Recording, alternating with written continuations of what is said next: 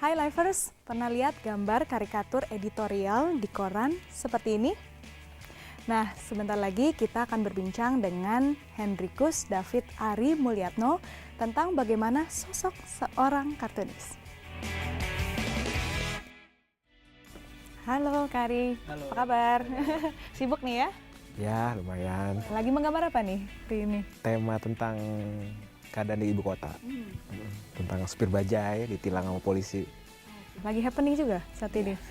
Selalu happening ya? Ya. Oke, nah ini kan salah satu karya Kak Ari ya. Dan sebelum dulu menjadi seorang kartunis, hobinya melukis. Nah ini boleh ceritain nggak dulu bagaimana perjalanan melukisnya? Ya suka hobi gambar sih sebelum TK kali ya. Saya eksperimen menggambar, ya lewat tontonan TV segala macam. Akhirnya itulah cita-cita dulu pengen jadi tentara atau tukang gambar gitu. Apa yang dilukis biasanya? Saya lebih suka dulu tentang keadaan-keadaan sosial kali ya. Saya lebih senang tuh hal-hal yang ada di sekeliling saya.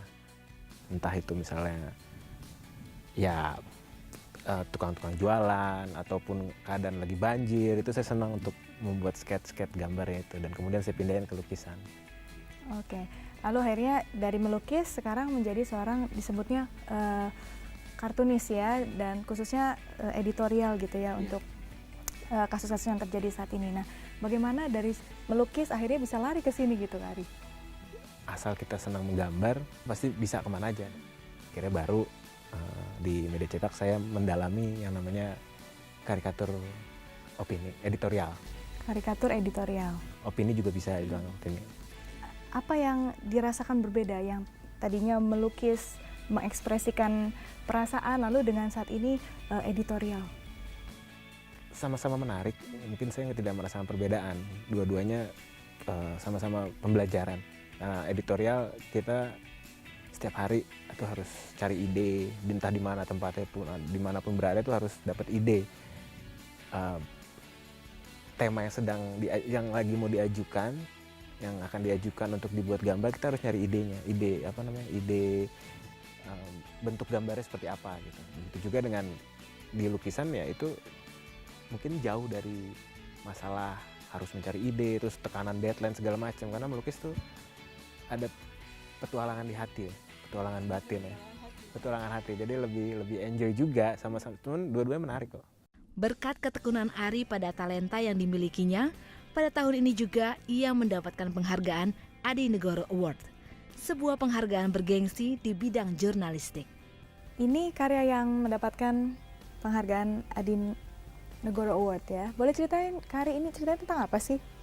Tentang ya penegakan hukum yang sudah wafat kali ya.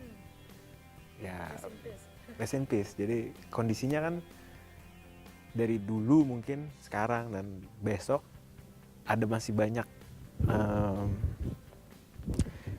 ketidakadilan. Ada pihak-pihak tertentu yang membuat pihak yang lain sakit hati atau segala macam sejenisnya. Dan penegakan hukum itu tidak berlaku gitu. Ya mungkin tidak bisa disebutkan, mungkin kita bisa juga belajar dari hal yang lalu, sekarang dan besok pasti akan terus terjadi. Dan saya gambarkan di situ demokrasi yang dia pincang juga, cuma bisa meratapi gitu di makam penegakan hukum yang sudah meninggal. Kakinya dia malah ditumpangin, ditaruh di makam itu. Apa rasanya ketika menerima penghargaan itu? Menerima penghargaan, ya pertama-tama ya ucap syukur kan, terima kasih Tuhan. Tahun ini saya beruntung, tahun ini saya dikasih kesempatan untuk bisa ya mengucap syukur, terharu, apalah euforianya kan seperti itu. Oke, sekali lagi selamat ya Ari atas penghargaan itu. Baik, nah di samping karya yang luar biasa ini yang memenangkan penghargaan, ada di sini kita lihat banyak karya-karya lain yang luar biasa. Mungkin ada karya yang memberi kesan tersendiri selain yang ini? Mungkin karya yang ini kali ya. Ini. Ada apa dengan karya ini? Itu saya waktu SD, kelas 4, sekitar usia 9 atau 10 tahun gitu ya. Oke, tentunya kalau tidak ada karya ini, tidak ada karya-karya yang lainnya ya, berawal dari karya ini. Lewat goresan-goresan tangannya, Ari sadar bahwa Tuhan berkarya dalam hidupnya. Tuhan menurut saya itu luar biasa ya. Dia terus membuat saya belajar tentang banyak hal. Lewat hal-hal yang saya hadapi, justru membuat saya,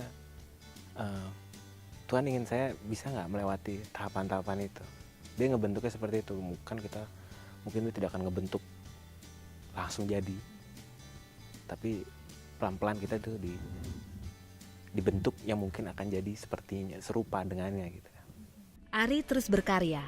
Ia juga melayani sebagai ilustrator majalah gereja dan juga mengajar anak-anak dalam menggambar. Saya akan terus berkarya. Kata orang, kata seniman-seniman besar, seniman itu akan selesai berkarya ketika tutup mata. Dan saya akan terus lewat apa yang saya bisa. Saya ingin Tuhan udah ngasih saya kemampuan, saya juga harus membahagiakan Tuhan dan sekeliling lewat karya-karya itu kan. Jadi orang mungkin akhirnya orang sadar lewat talenta yang Tuhan udah kasih ini, saya bisa memuliakan nama Tuhan lewat gambar. Gitu. Oke, terima kasih sekali. Semoga perbincangan kita ini sangat memberikan inspirasi buat teman-teman livers yang menyaksikan program ini. Terima kasih, terus berkarya untuk Indonesia. Tuhan memberkati.